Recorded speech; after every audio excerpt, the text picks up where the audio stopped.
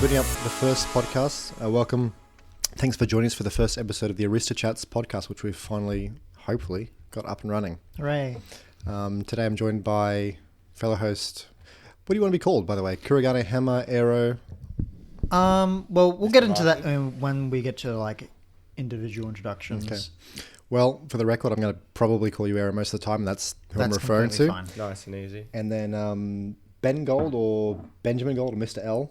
Mr. L, it's a classic. Yeah, classic. Just Ben or Ben Gold's fine. I have trouble adjusting to people's names. So like the first one I know them as, that's pretty much what I call them. That's it. So Kyan's always Kyan. For anyone who doesn't know, he was Raven, Shitashi, a bunch of other things. I can't remember them, but... He actually would change his name every week. Did he? Basically. Oh. I It's didn't been know it was nice that and frequent. consistent for a few years now, at least. Yeah, I'm a bit... I'm a bit like OCD about it. So if anyone knows me, my Discord picture, it's been the same for a decade. I can't change it now. It's too late.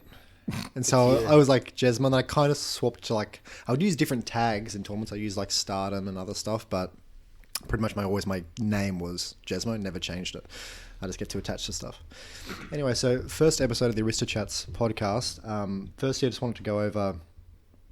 Well, I've introduced mainly our host, but I would like to go into a little more detail about who exactly is speaking, because a lot of us are, the three of us are mainly predominantly out of the scene now, and so a lot of the probably newer Smash Ultimate players might not know who we are. So, firstly, I'll probably go towards Aero. Aero, how would you sort of identify yourself as someone in the Smash scene? Well, I suppose... Like you said, I've kind of been out of focus, but to introduce myself, I guess a lot of people might still know me as Kuragane Hammer, which was the name of the website, self-titled, after all, of all of the Smash 4 frame data. Yeah.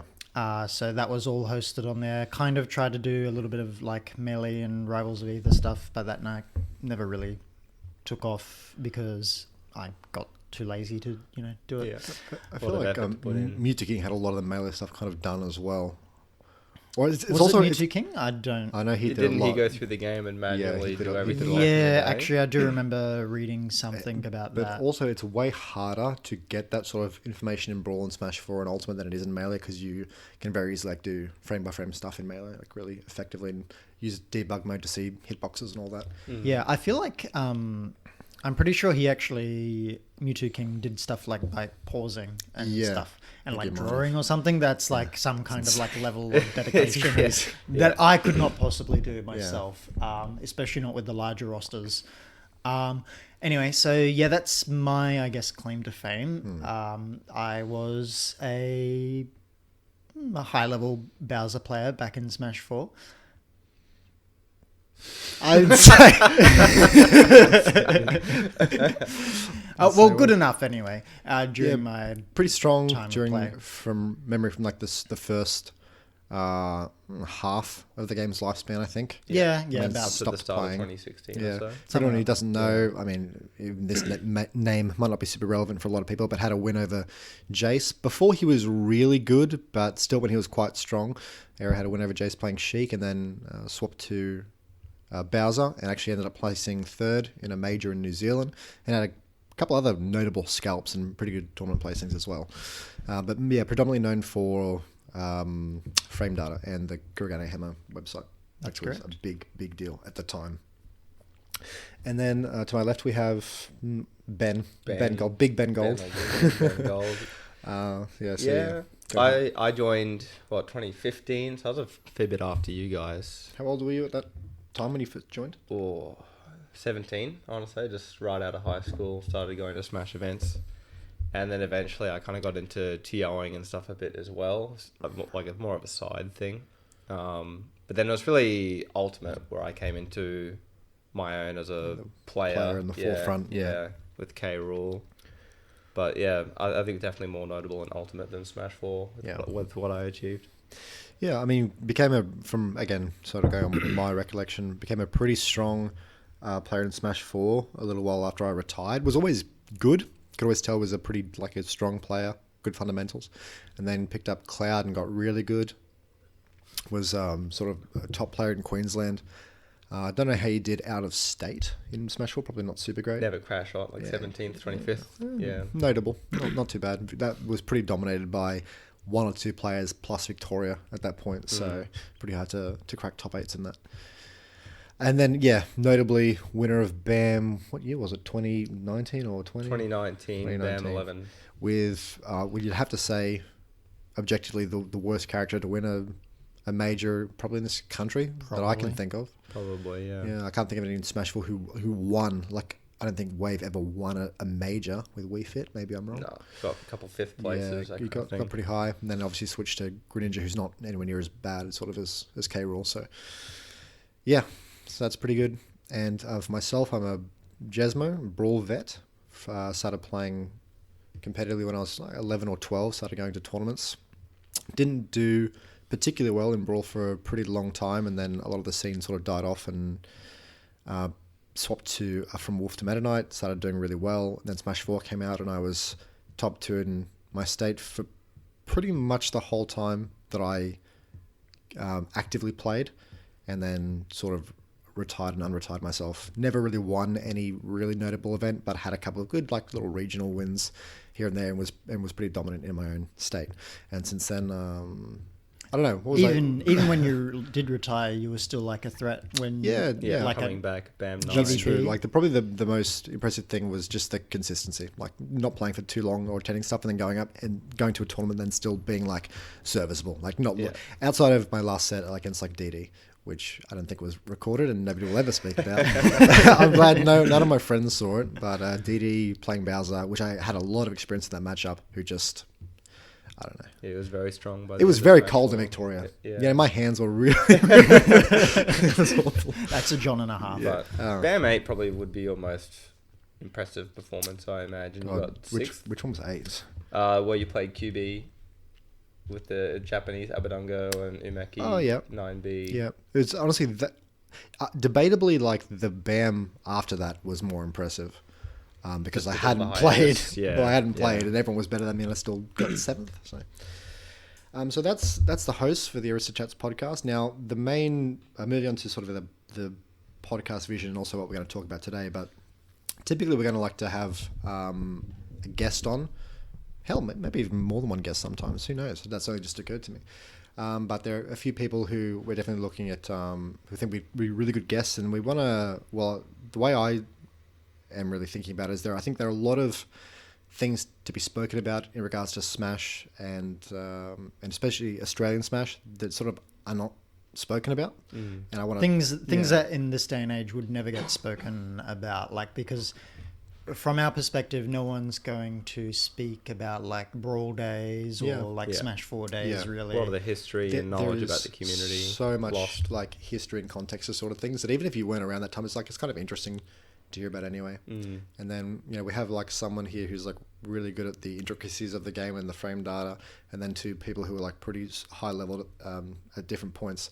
And so I think could definitely get some insights from certain people in the scene who, instead of sort of answering the same old questions they typically answer, maybe could get a bit more depth and actually like pick their brains a little bit about different topics.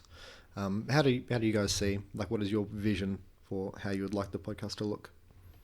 Things you'd like to pursue or talk about?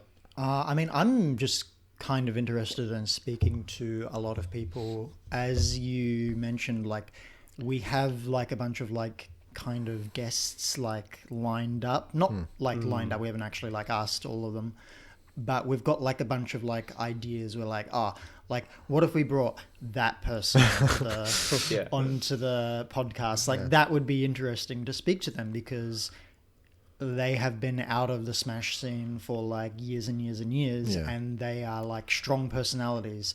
Like, not to say anything against like ultimate smashers or anything, but a lot of the times their personalities aren't quite as strong as what like the Brawl player personalities were, or even some of the Smash 4 personalities. Yeah, it's tough to say a little bit, but a lot of the thing is like there also were a lot easier to show your personality back 10 years ago playing Brawl than it is now. They're like, and it's not a good or bad thing, but the things you were allowed to do at tournaments and behave and just like the way you were allowed to be in the scene, just It's a wild doesn't time. doesn't fly anymore. Yeah. But on looking at the that looking at that stuff is like really interesting actually now, and being like how it's changed. A lot of players are also younger now as well, so they Yeah. haven't had that same Yeah, time exactly. to develop as a person, Yeah, be yeah. comfortable events necessarily Absolutely. as Yeah. well. And I mean, speaking of age, the three of us have like a lot of combined experience in the Smash scene yeah, as well, like- like 30 years basically. Yeah.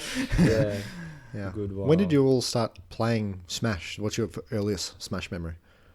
Like period.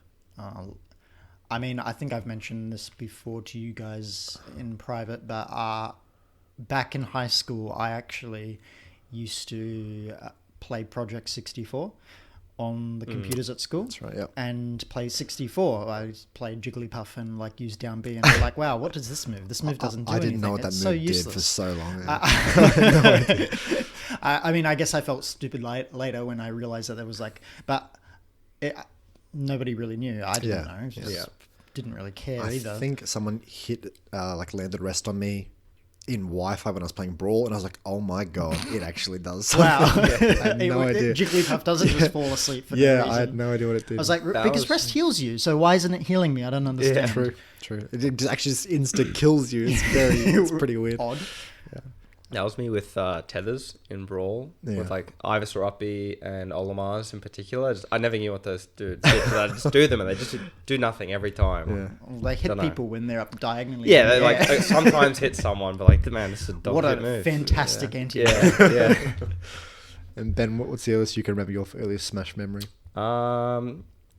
Well, I think it was 64 when we used to rent 64 games before we owned a Yeah. console or anything like that. We were borrowed a friend's, so probably when I was like 6 or 7 or something like that. And then I got Melee for my birthday in grade 2. And then I played the hell out of it after that, and had always kind of taken it pretty like seriously, casually, like no items or 99 stock, that kind of thing. So I always loved like trying to find people, trying to beat them, Yeah. that kind of thing.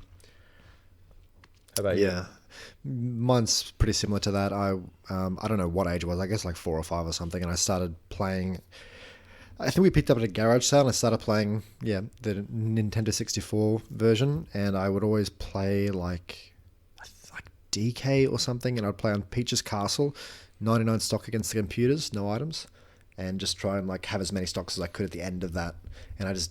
Yeah, that takes a while to like to a get good through hour and that. a half. Yeah, it takes a while. So did that. Didn't play much Melee. Followed it a little bit. Didn't play it because I didn't have a GameCube, and then eventually got Brawl. Played that on Wi-Fi. Was a bit of a Wi-Fi warrior, and then my eldest sister found Smashboards and found tournaments for me from then.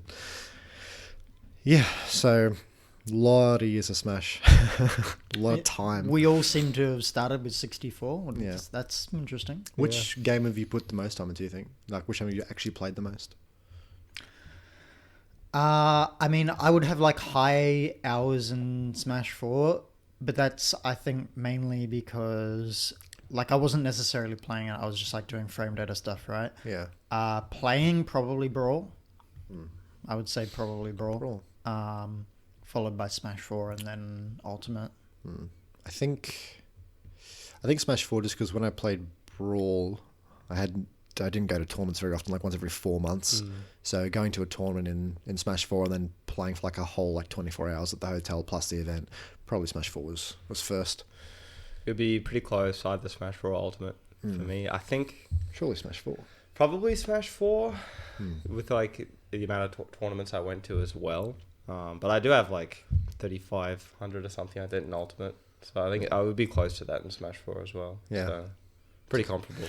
It's a lot of hours. It's a lot.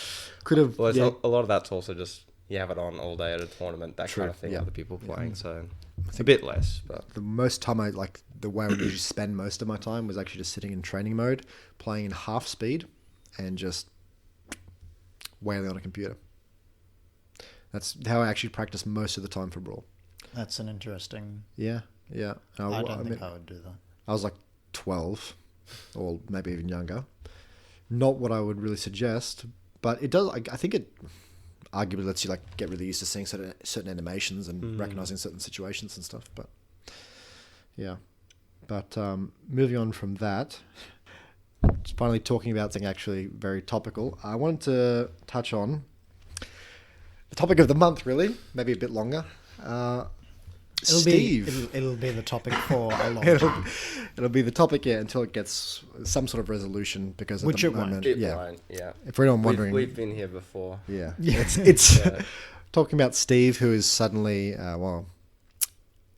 carving up tournaments, people with no PGR wins coming out of nowhere and dumpstering people, three stocking, Was MK it only in Leo. the US, but, yeah, and you even have a cola in Japan as Three well. So you stocking. kind of have, yeah. So, before we talk about whether you think the character should be banned or whatever, I wanted to talk about what do you think a character has to get to? What level do they have to get to in your mind for you to say, just on a personal basis, that's enough. I want that banned.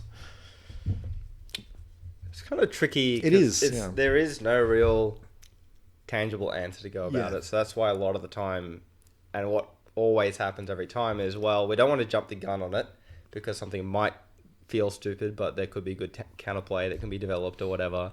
So let's just wait until it becomes so many people in the player base are using this character, or out of the top 8, it's six out of 8 characters, that kind of thing.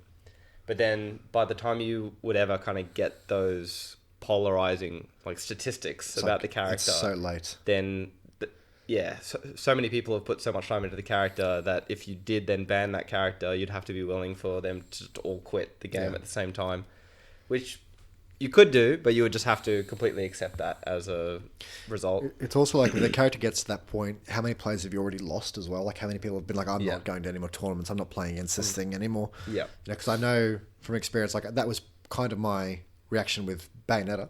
I was like, I don't want to play against this anymore. Like, I'm legit just not going to go to tournaments if I know there's like a semi-competent Bayonetta player there. Just don't want to. When I'm looking, I think you can just eye test it though. No, I mean, I look at Steve and I think, this character is walking around with his up tilt, right?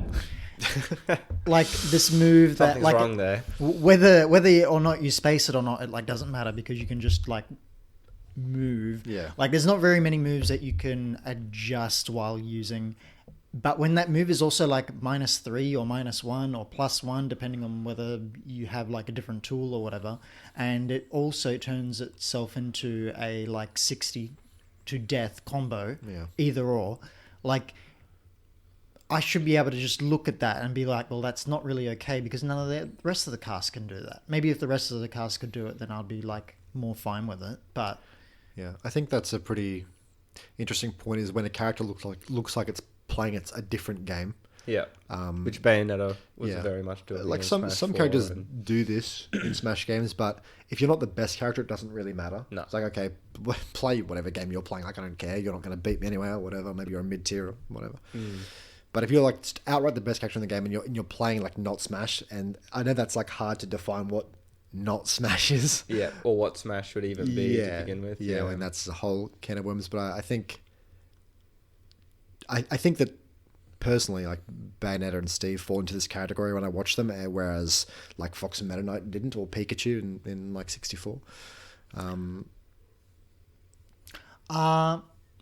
That's also an interesting thing because we obviously have previous games of experience. I know that you didn't really agree with Meta Knight being banned. I'll clarify that. I think you can ban Meta Knight, but you probably should ban Ice Climbers. I think Ice Climbers If has you to go ban as well Meta Knight. because Ice Climbers was the only thing, not the only thing. Let's flip that around. Meta Knight was the only thing keeping Ice Climbers in check. Yeah, pretty because it was much. a 60-40 matchup, which isn't even that bad, by the way. This is really important, is if you're going to ban a character, you have to make sure that another character doesn't just take its place. Yeah. In Ultimate, I don't see that. I don't see another Steve just sitting there. Maybe because this character's disgusting. Maybe he's stupid. I don't know if he's that good overall though. Yeah, well, that's kind of the thing. You're always going to have sort of stupid characters. Definitely has bannable properties about him though. But sure. in Brawl, for sure, if you get rid of Meta Knight, Ice Climbers is just you have Running no way rampant. to dealing with this. Rainbow Ride. And if you get rid of Ice Climbers, you kind of have Olimar do that as well. Yeah. And I think if you then get rid of Olimar, you're probably actually okay. You're probably fine. But that's the reason I was kind of if you're going to ban Meta Knight, you probably have to get rid of Aussies as well. Slippery slope. A little, but not every game has this. I think if you're on Smash 4 and you ban Bayo, you're fine. Yeah, Yeah, the you're game fine. is completely you're fine totally after you get rid of Bayonetta. And so I think Ultimate probably is similar to that as well. I think if you get rid of Steve, you're probably fine. There's always going to be dumb stuff, especially when you have 80 characters or whatever. But there's no character this sort of degenerate that, yeah. Something that I think is really important that people don't really seem to want to touch on is the fact that you have to incentivize like spectators to your game as well. If people don't enjoy watching the best character in the game who's just like top 8ing all of this stuff and is getting so much use, like it's no one's going to tune in. It's really damaging. It's actually really damaging. I think that the thing is that a lot of people like watching like Bayonetta and Steve and all this kind of stuff. Maybe does anybody like watching Steve? I think so. I think people find it pretty. I think it's a small minority, and I think it's like watching a car crash. The ones that do. Well, it's like watching a train wreck. You're there just for. I know, just to see the carnage. Yeah, exactly. Yeah, the carnage. It's pretty funny. I think some people definitely enjoyed watching Bayonetta, and to be fair, like Bayonetta, like some of the stuff she did was like impressive.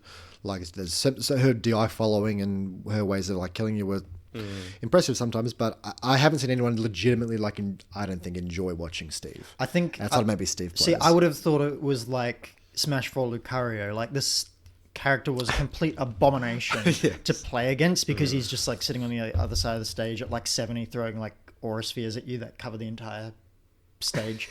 But people were like really hyped for this character because you could get back aired at 30 and die. Yeah. And it was like so incredibly stressful to play against, but like the spectators really loved it for whatever reason because they're not playing. Well, yeah, I mean, the thing is like you can always kind of win the game. So if Zero gets up a stock against who's Lucario, it's like, well, who cares? Like it's game's still totally on. Whereas Zero will close that game against like anyone else playing another character. I mean, even just like look at doubles when Lucario played. Half of the time he would just launch himself off the stage. Yeah. People thought this was troll at first. Well, I mean, it should be troll. Of course. Yeah. What abomination of character design do you have to be to have to kill yourself? Yeah. To not even play, but to be like optimal. Like that's just bad design. I mean, that's objectively awful. terrible. Legitimately bad. Yeah. Whoever designed Lucario should be embarrassed. Yeah. And fired. And never be allowed to work in the games industry ever again. Did we ever get a Lucario ban in doubles for Smash 4? No. We got a close. Cloud. I mean, we had one Cloud. Some like locals around the place banned Cloud, like double Cloud. Yeah, I think even Vic Jobo banned Cloud altogether at the end of Smash 4. That's a bit weird. Yeah. I don't think that's necessary. But yeah, the philosophy of sort of what it takes to ban a character, because you can't just use the eye test. I want to use the eye test. I know, so do I, but you can't only use it because you have to have like evidence to back it up as well. It's so like subjective. You need kind of a standard to apply it to, otherwise it's just never going to go anywhere. Over centralizing is definitely something you should look into, especially when you have a cast of like 80 characters. Like nobody cares if everyone's playing Pikachu in 64 because there's 10 or 12 characters or whatever there are. Nobody cares, and you expect there to be outright like one or two best characters, and for most people to play them. But when there's like 80, and they're all like semi-viable, and people like if they ended up really heavily going towards Steve, then that's a massive problem. Yeah. If you're like invalidating like 60 characters from the start, there's been basically like 20 top tiers. Yeah. And all of them commonly played as well. So to see that kind of diminish would be pretty depressing towards Steve. At least it's not Min Min though. Yeah. I definitely prefer Steve over Min Min. Really? Yeah, 100%. Low-key, maybe that character should have been banned as well. Did they nerf it? They like nerfed the shield damage of it. Sakurai got up smashed by her and died on the presentation where he's like, just jump on her because she can't do anything. She fights horizontally, so if you approach her vertically, you win. And then she just killed him. Maybe I need to change that. Didn't like Nairo? No, Nairo was like playing a Zero at like an invitational. And I killed him with the ladder like multiple times in the set. Like the Bayo. Yeah, no. He was playing Zero Suit. Yeah. And then Sakurai's like in the crowd, and he like is like, I was watching. Yeah, and then they nerfed it. Yeah, and then didn't they make her like kill kind of earlier because it could like hit you at a certain angle and actually kill out. You? Yeah, quicker. Yeah. But that was like Bayo's up here. Yeah. They messed it up. Well, that happened at the Ultimate presentation as well when Leo was playing. Who was it? He was one of the melee players playing Ridley, and he was Bayo comboed him off the top or whatever, and Sakurai like shook his head, grabbed his notepad out, and started writing. I can get behind that. Yeah. Well, I mean, she doesn't do that anymore, so I guess it worked, right? Yeah, it worked. They made the up air go horizontally. Very nice. Speaking on, so I think Steve is really a victim. This happens in a lot of Smash games where characters are sort of victims of the speed at which they play. So there's no question, like if a character is like moving faster and is like more hype and all this sort of stuff, even if they are objectively so much better than the rest of the cast, people have way less of a problem with it as opposed to a character who's really slow, really stally, and also way better than the rest of the cast. Yeah. So you look at like Fox in Melee. Fast. Nobody wants to ban this character. People like Fox. People like, because combo guy, run around, Yeah. combo guy. He can camp, but then you have all the shine spikes, you have all the up air strings, and he's cool. And also, I think probably there's like they've been dealing with a character for like 2 decades as well, so or whatever, however old Melee is. So they've also kind of just gotten used to it. The character is also combo food. Yeah, Like most characters fun to play, will have fun like to play against. Yeah, is like the there was important certainly thing. a point in Melee's lifespan where that character was so like dominant that there's certainly an argument to ban him in terms of how like much he was picked. Talk about over centralized, and this character was like just picked by everyone all of the time. It's kind of evened up a bit, like Falco and Martha, like really, really strong as well. Puff and they've- gaining a bit more popularity they've as well. come back a bit. But you could have made that argument at the time, but nobody ever did because people like having Fox in that game. Whereas I think it's a healthy addition. yeah, it does. Like having a best character is always a best character. That's not a bad thing. Someone's got to be the best. I don't even think it's like 64 is like one example of like where having a centralized metagame isn't even really that bad because there's not that many characters to begin with. Melee is the same. There's not that many characters to begin with. No one's playing Zelda. No one's playing Ganondorf. Oh, well, some people are playing Ganondorf for some reason. But like you shouldn't be playing these characters. If you have really. like 5 or 6 like good characters in that game, like you're pretty. Out of sweet. like 26, like that's a pretty good swatch. Yeah, that's going to of happen characters. in any game where there's like even significant variance in like how good characters are. Like you're going to have like the best players who want to win tournaments are going to play your top sort of 5 or 6 characters. Yeah. That was even one of the reasons why they didn't want to ban wobbling for so long, because they didn't want to diminish the character diversity because no one's going to play ice climbers if they can't wobble. Yeah. So. Yeah. But then you move on to Steve, and then he's like this character's just not. It's just not exciting. It just not doesn't exciting. add anything it's not to the game. Visually good to watch. It's not entertaining to like play against at all. It's awful to play against because if you get forward smashed at 60, you die. Yeah. I mean, not saying like you shouldn't walk into forward smash or whatever, but like this move covers like a quarter of the stage and actually does just kill you at 60. Like minecart as well. Powered minecart killing you at 80. But Marth can just forward air it. But what if Then he Squirtle just just pivot grabs? Yeah. I liked actually shout out to Ghost tweet there where someone was like, I've just been labbing sort of how to deal with minecart. If they minecart at you out of disadvantage, you just forward air it. And Ghost is like, well, if you're sitting there waiting to forward air me, I just won't use it. Yeah. I'll just finish disadvantage for free. I'll just land. There was a tweet from Gimmer's brother, and it's just got like Steve using the non-powered minecart version, and he's just like traveling at like 1 kilometer an hour, and then he like pivot grabs. I it saw with this. Squirtle, That and I'm was like, really good. This is surely a joke. Maybe I think don't it's know. a- I don't know if it's a it's a joke. joke. It's really good. because Definitely it's- a I joke. hope so. That's I a hope joke. it's a joke. It's It would so- have to be a joke, right? But it's like very good. this is the argument that people are using. Yeah. Regardless of whether that tweet is a joke or not, people are actually being like, I found the counterplay to Steve's minecart. It's just pivot grab him when he's going at 1 kilometer an hour while staying in the minecart for literally no reason, instead of just jumping out and using a move. I think like risk reward plays a massive part in how I would view a character if they should be banned or not. Like walking around up tilting, the risk reward on this, if you just look at it objectively, is just like completely cracked. Like, is there outside of Ice Climber's grab in like Melee or Brawl, is there a better risk reward move in any Smash game than this? Maybe Witch Twist. Yeah, Maybe. maybe Witch Twist or not even Witch Time because Witch Twist maybe. Yep, that's probably the only one I can Maybe think the of. only one. Pretty good move. I'm struggling to think of any more that would compete. But Because even like Bayonetta's up tilt, which is it's an up tilt, so you can directly compare them. Yeah. But one of them is movable. Yeah. Because Yeah. you can move while doing it. Yeah. Like Bayonetta can't move while she's up tilting.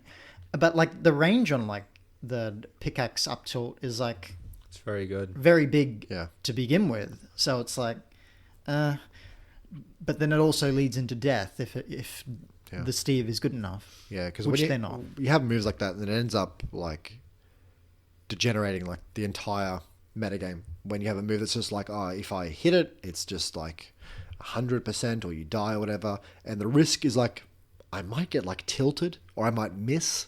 That's like the risk of using the move. Like if I tilt or I might miss. It's like, I recently found the tech for up airs and up tilts as well, where you're falling off the block and you initiate an up tilt on the ground and you fall off, you continue, it becomes an up air. So it becomes like +3, +5 on shield. I saw someone died against Steve the other day. Ghost tweeted as well. Ghost has some bangers on this topic. But I can't remember what character it was. They were recovering. They go to like air dodge through his move, and then he creates a block, and then they get the air dodge lag, and then they get hit and die, which I thought was really funny. Oh, well. It's so gross. They like beat the move. They air dodged through the move they were intending to, and then they just landed on a block that they just created, and they died. I mean, there's a reason why we don't have stages that have walls. Yeah. But Well, I then mean, walls now are you've so just janky in Smash, man. you've just added like a character that can With just walls. create his own walls. That is instead. actually when I saw that, I was like, I saw the trailer for the character, like the release trailer, and that was my biggest like concern with it. It's not even the speed of it. It's not even the risk reward on up tilt. I was like, I straight up don't think like walls are so janky in Smash games, and that like the speed at which you can kill people at like 10% off like a stage spike or just blocking their recovery and stuff. I hated that mechanic. Yeah. Straight up. Well, I mean, a lot of Steve's kind of will just like put a block, Yeah. a little bit off stage, and then they can just like throw you with like a grab. And I think unless you play against this character a lot, like a lot of people do not tech, Yeah. and they just die. They just die from like a back throw at like 30. And Sephiroth can't tech it as well. Physically can't tech off the blocks. Yeah, I saw that. I saw something yeah, about that, and I'm not yeah. really sure why that would be the case, but Yeah. might look into that one. But yeah, so like unlucky to be Sephiroth, I guess. Yeah. I guess you just die if ever you get grabbed in that position. You're gone. Well, that was why South Australia banning Hero as well, because they were just fundamentally this character is built around luck, Yeah. and the entire point of competitive Smash is removing it as much as possible. That's I- why I- we don't I play with actually items. Agree. Yeah. I always thought that character should be banned. Also for like the language issue with not being able Yeah. to tell necessarily what they're using.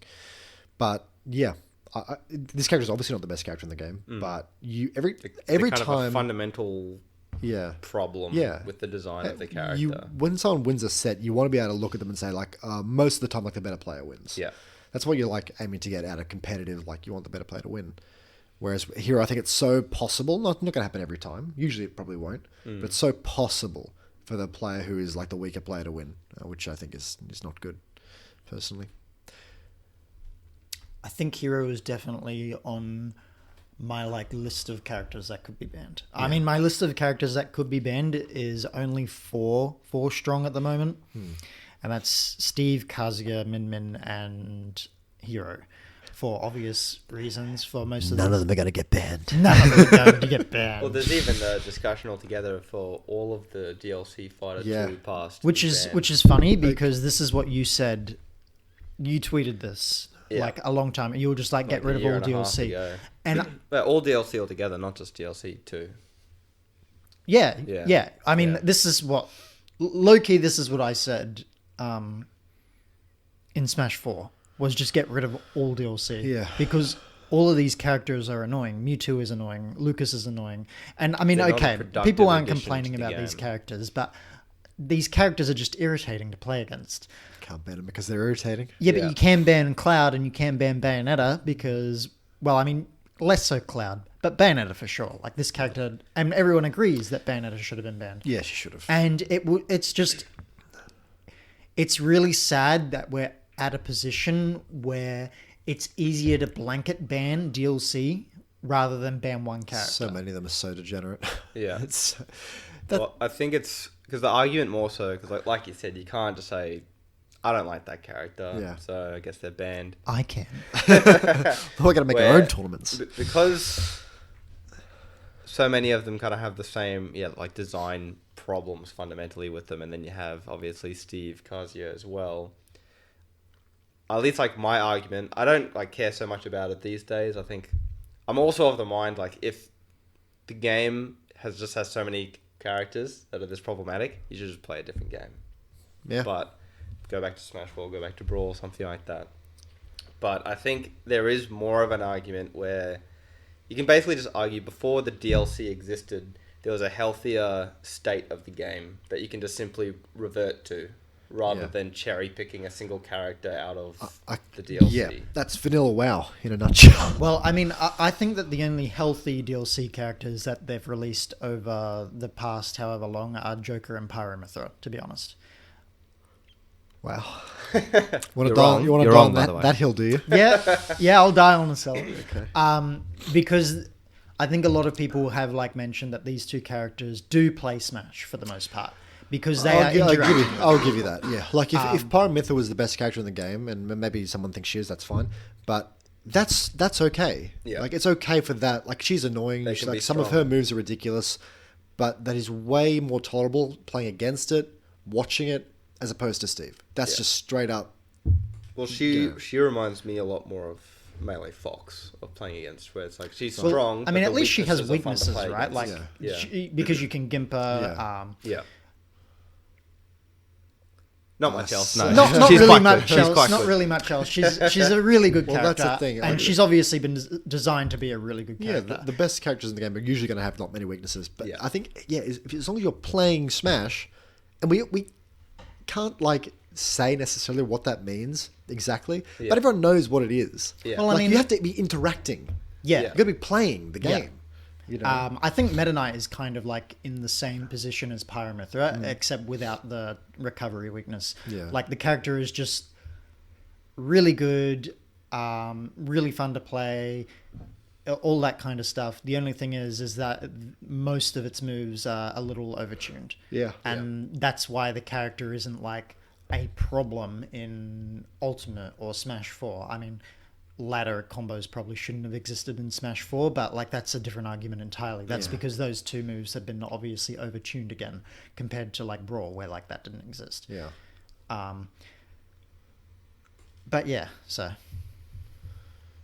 Yeah.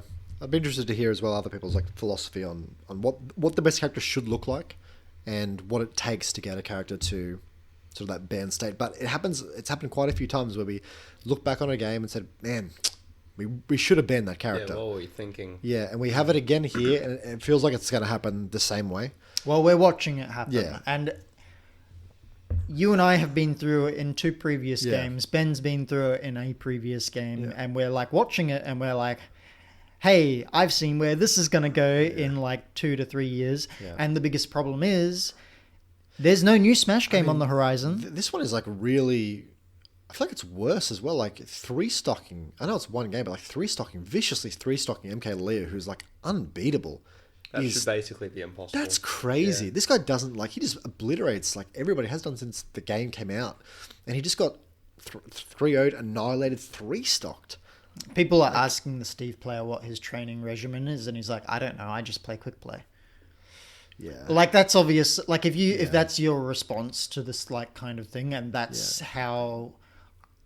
The level of effort that you've put into Yeah, it, if that's like the level of effort you've put into 3-0 and like 3-stock the best player in the world, then something weird's happening. if you wanted to set like a baseline of when you're really, really need to be like making a decision, it's sort of the character comes out, it starts rising in prominence, it beats some players, like some players who are known to be weaker, beat like higher ranked players, and then you say, okay, give them some time, give them a few months, let's see if they learn the matchup, let's see if they improve, and they have like next time maybe they'll do a bit better. I think we've had that period, and now just more Steves. He's been out for more than a year now. And this has been a talking point for a while, and then it keeps happening, and more of them are now happening. You give them the pro players who have like it's a literal full-time job. They have like actual coaches. They have actual like ways of training. Particularly in America, Yeah, Japan. yeah, exactly. And if the results remain that way after you give them that sort of period where they can adapt and learn the matchup and try some other characters or whatever, that's it. That's your point where you said, okay, no, That's the point where you have to be like, we have to make a decision now and These get players rid who of have that. never gotten a PGR win before should not be winning. Just rolling our best players, STM winning majors. If you wanted to set an actual line in the sand of where you really probably should make the decision, I think that would be it. I think a lot of because a lot of the Twitter shitters are like, oh, well, I mean, the character isn't unbeatable. Just find the counterplay, and it's like, well, none of these characters have been unbeatable. No. Bayonetta was not unbeatable. Meta Knight was not unbeatable. Look, I mean, Salem beat like a plethora of Meta Knights at like Apex 2012, whatever it was, winning the tournament. You know, it does not. The character does not have to be unbeatable for it to warrant a ban. No, I mean, it just means that the character probably just has +2 matchups everywhere. Yeah, like against like every character. Like I mean, Meta Knight had like no even matchups for the most part. It was just like it was either +1 or +2, or like, and the further you went down the tier list, it was like, you know, 3, +3, +4 against like Ganondorf and Zelda. Yeah.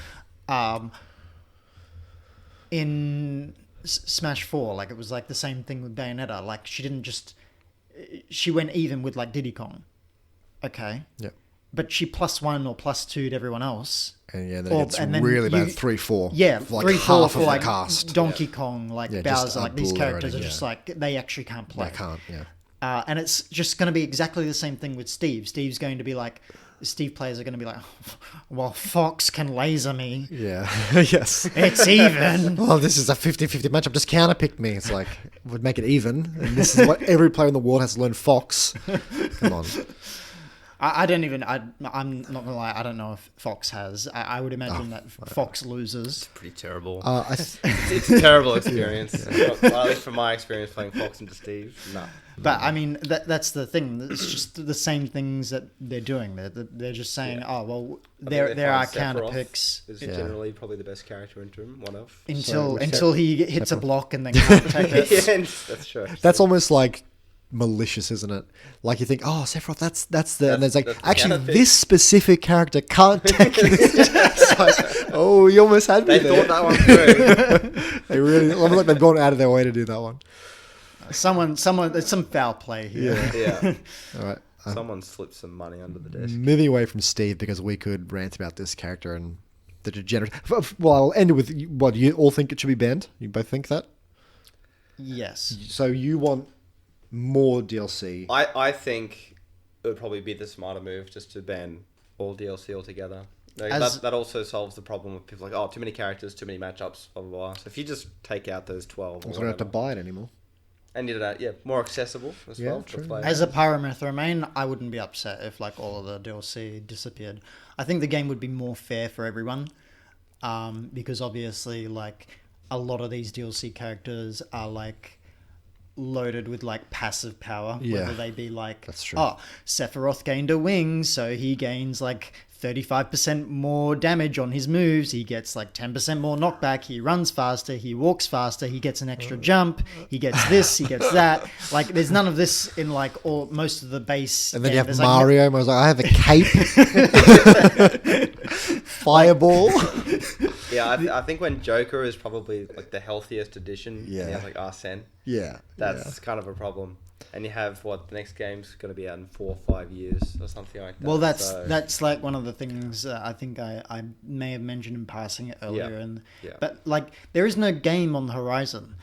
You got to make the correct decision now if you want the game to be successful for the next few years until the next Smash comes out. You really, to salvage the game, you have to make the correct decision. Yeah. Because otherwise it's just going to be like Brawl. Because Brawl kind of did this where nobody made... Well, we did make the correct decision. For about a half year or something? Yeah, for 6 months. We actually did ban Meta Knight. Is that an Australian decision? Or no, that was a worldwide decision. Yeah, everyone did that. And because we like all went on Smash boards and we were like, big vote, everyone. It's like the back room. Yeah, we're doing like a big vote. Everyone will vote on this and be like, do you want this character banned or not? And it was like... I don't remember the exact thing, but it was in favor of the ban. So we banned Meta Knight for 6 months. Things like Ice Climbers took over, and a lot of the... Ice Climbers were a big problem. Ice Climbers Olimar. A lot of the players were... So Meta Knight got unbanned to keep Ice Climbers in check. Well, a lot of people... The problem wasn't fixed, well, it's almost like... They weren't prepared because everyone played Meta Knight.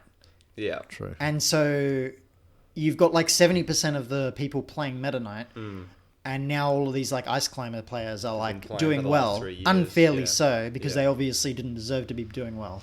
Well, When in a sense, yeah. it's cruel to say, Well, in a sense, I mean, you could argue they are good players being held back by the fact that Mennonites are so strong, but yeah, I understand what you mean. I mean, Ice Climbers had a more polarizing chart than Meta Knight did. Probably, yeah. Because if you had no options to hit Ice Climbers with, I mean, you the lost. thing was, you just can't. You would get You grabbed. cannot interact with this character at all. No. You cannot. Like, that's the only reason Mennonite was salvageable in this, because you just down air camp him. You can't, like, it's not like you just, I'm just going to run over over Ice Climbers. Like, that wasn't the matchup. It's like, oh, no, I have to, like, the reason I'm effective is because I'm, like, I can be the campiest character in the game. Yeah. And I don't have to interact with you at all. I will just down air camp you. I can't be grabbed in the air because I have 19 jumps. But, yeah, like, you can't, like, I'll just rush you down. Like, when you, and also, to be fair, when he desynced them, he was very proficient at killing them because he just up B's Nana and kills her basically off stage and she can't really do anything. Man, I hated that character so much. I mean, yeah. But yeah, it was a problem. You have to consider, like, what sort of evil you're letting into the game when you ban a character. Absolutely. A lot of people kind of like talk about like how hard like Steve is or whatever, and they kind of use this That's as like a irrelevant thing. to But me. like, That's not relevant. it is irrelevant. At the end of the day, your combo with your up tilt is just going to be muscle memory, and Yeah. that's exactly what like Ice Climbers Yeah.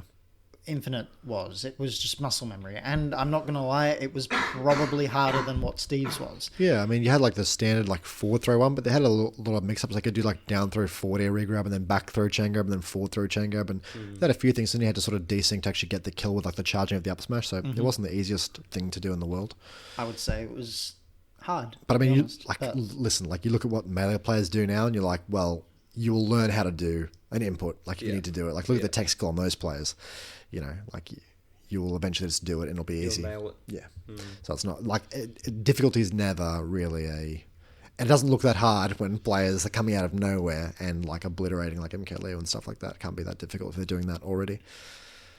For me, I would only ban Steve at the moment, and I would see what the game looks like after that, with a definite possibility of banning other characters further down the line in a few months, just seeing what the metagame looks like once he's banned. But Pretty reasonable. yeah, I'm very reasonable. I'm reasonable. The other thing I wanted to talk about was this kind of interesting. Pop-offs. So I saw Hungry Box's pop-off. Did you see this? Where he picks up a chair and throws it into the stage. So firstly, pop-offs are way more like sort of out of favor than they used to be. Everyone used to really like them, and now they're kind of seen as a bit, I don't know, Rude? Cringe. yeah, probably rude, honestly, even more than cringe. So I wanted to get your thoughts on straight up just like pop-offs and how you think about them. Well, I'm not really much of a pop-off guy. I've only popped off like once, and that was like against Jace when I beat him. Yeah. Which, is it cringe? I don't know. I mean, I was happy, but I can see kind of why... I don't feel that strongly about the topic. I don't really care too much. I don't think I've ever been popped off on though, so that might... Surely you've been popped off on. Maybe. Maybe I like lost to like a really bad player or something and then got popped off. I feel on. like who was the Ness? Hinchy. Don't say that name to me. I think Hinchy. Maybe like Hinchy or like George. Flex or someone. I feel like someone would have popped off against you. Maybe. I can't remember though, so... Didn't someone in Alt? Did I thought Hinchy actually beat you? Yes. That's very funny. We heard about Ness. That was the crowning jewel, like the initial Ebola back throw. Yeah, That's where yeah. that meme Yeah, came the from, which Ebola is kind of like back throw. Australia wide now, or was for a Well, while. I think it was international for a bit. Ebola back throw. I think a lot of people from like America as well even Yeah. like call it Ebola back throw. Maybe not so much anymore, but Yeah. like back in the Smash 4 days, like I Yeah. used to have like people tweet at me and be like Ebola back throw or like whatever, Yeah. like just randomly, and I was like, Sure. sure. Yeah, but I feel like you went to a FNS a few weeks ago and you said someone popped off on you. But Someone mentioned my name. It was like odd. I don't know whether they knew that I have like previous background in Super Smash Brothers, but maybe I don't know. It was weird. Not exactly what I was expecting, but Ben, how do you feel about pop-offs? I think for pop-offs, they can be appropriate, but it's sort of like a bunch of conditions that need to be met. Okay. First off, if it's longer than like half a second, it's not on. Half a second? Half a second. half a second. Yeah. Wow. If someone... Yeah. Yeah. No, you can do a little bit longer than that. A little bit longer. If someone says yes, or maybe like stands up out of their seat, or something to that degree, all right. You know, yeah, if the excitement in the moment, whatever. Even then, I've never personally had anywhere... The closest I got was at BAM 11. Surely, yeah. And I slapped my knee. And that was so it. young. Fantastic pop-off. You know, and so... But you see these people who will get up out of their chair, they'll jump up and down, like screaming and then railing their hands. Stage. Dude, then who's the Sheik player in Smash 4 who used to have the real psycho? He played Diddy Sheik. Did he like Travante or someone like that? Maybe. He was a nutcase. He used to like just run out of the venue. He would also rage quit, like rage really. K9. Hard. Yeah. K9. Yeah. The angry pop-off. Dude, he was a Well. nutcase. I stayed at his place in America. Did you? Yeah, I was with him and Kira Flax, and we'd just play friendlies, and we'd all be like swearing at each other, getting angry at the game. That's just playing Smash with Jesmo as well. Yeah. Anyone who's done that. But it has to be really like the pop-off can't be interrupting what should be like a handshake, or like you can't just leave them hanging while they're just like looking at you like, hey buddy, are you gonna come down from there eventually? Or what's the best projectile in Smash 4? K9's water bottle. That's pretty good. Oh, like seriously, it's changing topic right now for this Sorry. radio. I like it. That's good. Like you see, like a good example for me is like when I at Expangong 4, I think it was Saber against Christoph or whatever, and Christoph like either SD'd or did something completely dog shit into getting limit cross slashed or something like that. Like it was basically an SD if it wasn't literally one. And Saber was 2-1 up, and Saber just started like stomping on the stage up and down, screaming like everyone like in the middle of their set having to look over like is someone dying on the stage, and it's Saber who's won on like it wasn't an amazing play, it wasn't game 5 clutch or anything, and everyone's like, what was that? What was that? Yeah. But then on the other hand, also at EG4 actually, you have Foe beat Ghost. Yes. Game 5 after Ghost was like 2-1 up. Ghost should have won that set, but Foe clutched it out, and then he did like a backflip off the stage. What a monster! And just pointed at Nick McKenzie. I mean, that's good. That's good. And I was actually. like, I think that's the only pop off I'll ever see in my life that I'm like, all right, I'll give you that. That's sick. Actually, and then he lost. That was actually sick. Yeah, but then he loses. Yeah, that's good. Okay. But like almost every, you have like the only other one that I have a special place in my heart for is the anus slap around the venue. I didn't say this. Like he did it at like Big Cheese one, and other times he'd win the set, he'd jump out of his seat and just do a lap around the entire venue, come back and then fist bump at the end. And it's like, that's not on. They're still you, sitting there. For you, I mean, he was pretty quick. They're the whole time just the runner. hand out. Yeah, He was a fast runner. But maybe it's just because of his, character, whatever, reputation. I thought I wouldn't like that if he did that to me. Like that's why it's good. I'd like to think I wouldn't care too much, but I'd probably be like, I'd prefer you if you wouldn't do that. Yeah. But watching it, that's funny. Okay. But so many other pop-offs, almost every other pop-off, I'm like, you could have just shake their hand. That's good enough. You've already earned the win. Maybe I have more of a what's the word?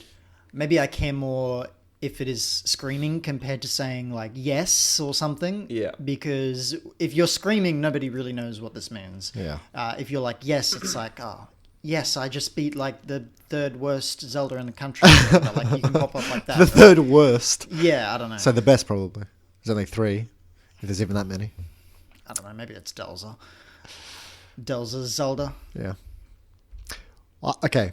as a serial popper offer, I have a fair bit to say on this topic. Okay, go. All right. Pop-offs are, when done well, they're good for the game. They're good, like they're a very good sort of spectacle. It's very entertaining to watch it, and when you know it's coming as well, it's kind of hype. Yeah. If you know both players are ready to do it, it's like a real big burst of adrenaline and enthusiasm. It's like it's hype. Like for show. Yeah. And when I used to do it, it was always like genuine as well. Like if I was up, 2-0 in a set, and I'm up 2 stocks in the last game, and I kill someone, I'm not going to be like, yeah. But if you're in like a close, like a game 5 or something, you do it. That's great. If there's the right context, and conditions for it. Also, obviously, but I don't think people do this, but I'm obviously not going to pop off on Hinchy. Maybe you are. I'm not popping off on Hinchy. But certainly you can take it too far. Firstly, you don't interact with like the surroundings at all. You don't throw shit. Yeah. You don't stamp. You don't slam shit. You can hit yourself. I've done that.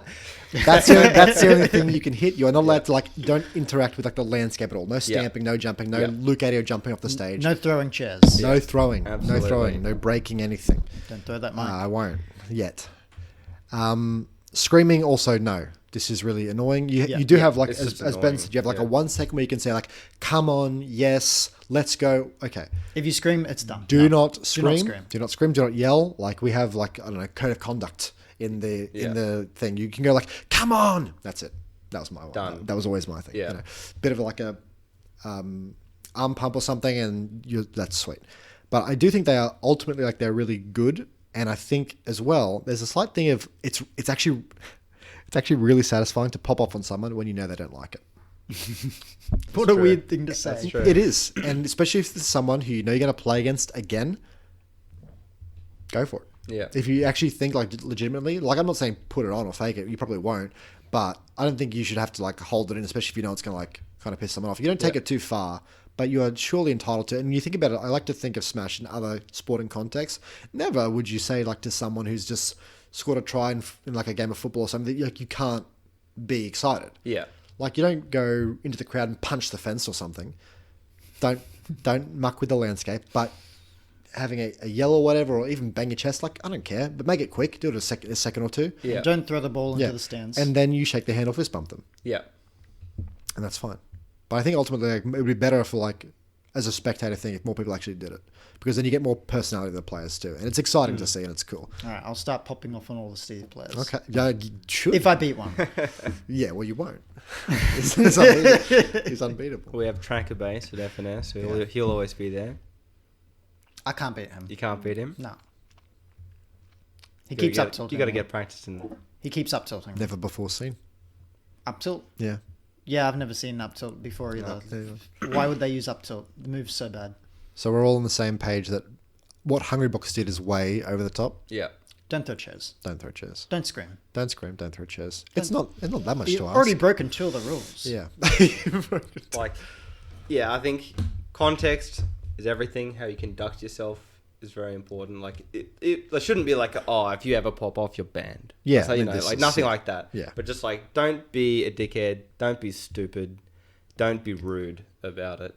And then from there, it should be fine. And as long as it's like genuine, because I swear some people like they put it on like they have like a little bit of energy and then they try and stretch it out. You see this that's like not in real. sets that aren't close, or when someone SDs, because if someone like SDs, I can tell you from experience, like when you pop off on someone genuinely, it's like you are, it's the moment you realize like you've won it. Yeah. You're like, oh, bang, and you do it. You like hit them with an up smash or something. Yeah. I've read Jace's roll, I've up smashed him across the stage. Yeah. Happened a few times. But if someone's like recovering and they die, it's actually like really deflating. You're like, that's it. Yeah. Which has also happened because Chinrees did this to me. He like SD'd when I played him in pools at BAM. He was playing really well and then he SD'd. And I was like, oh man, unlucky. I was going to pop off on you. Like I was going to beat you. I was going to pop off on you. So if it happens over like an SD or like, oh, you're well ahead, you know for a few minutes that you've won the game or the set. Yeah. Then you're putting it on. Yeah. Which is like a little distasteful. Yeah. I have put it on one time. And what was that time? I played against a certain player in my last BAM, certain Fox player, who rubbed me I think I know who this is. rubbed me a wrong way due to a couple of things, and I also he rubbed me wrong because of a few things. First point. Second point, I knew it would bother him.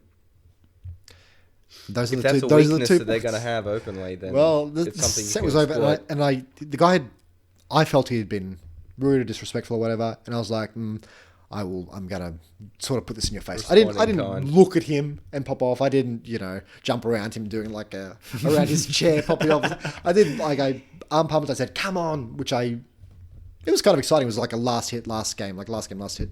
So it was exciting. But you were never a doubt that you were going to win. I felt like I was going to win. Yeah. Yeah. Yeah.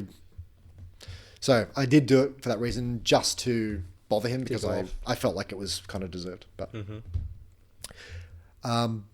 leading on from that question is, I've noticed a lot of people have this issue with they lose a set. You see this tweeted all the time. They lose a set, and they're like, "Oh, this random person came up to me and said anything." They said, "Oh, why'd you lose? Oh, I thought you were winning that. Oh, you played well. Oh, you played badly. Anything."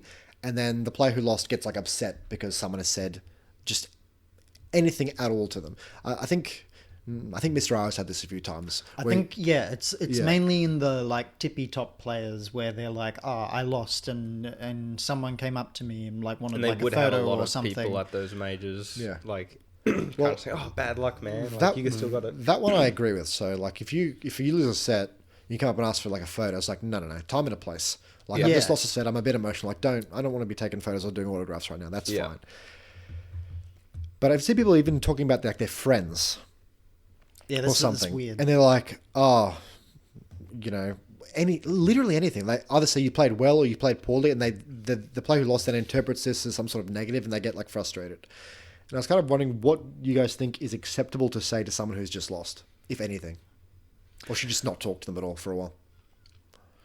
I think if someone, again, I guess it's context and trying to understand that. But I think if someone seriously is of the mind that they should not be talked to for the next 20 minutes or whatever, every time they lose, it's you're a bit of a loser. Sorry. I think you need to fix that. I'm liking your takes today, Ben, actually. I agree.